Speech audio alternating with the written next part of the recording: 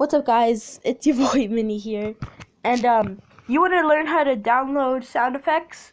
First, you have to search up a video on about TubeMate, okay? And then you download TubeMate, and then I'm gonna show you how to download sound effects with TubeMate. Now, let's say I want to download this video. Okay? You press share, and then share a link, TubeMate, okay? And then it's gonna bring you up to this thing. So now, MP4 is like a video, and MP3 is more of just the sound. See, like audio, right here, MP3. So for this one, I'm gonna do it MP3 because I just want the sound effect in general. And then you can title it and all. Yeah, I'm gonna just call this just a prank.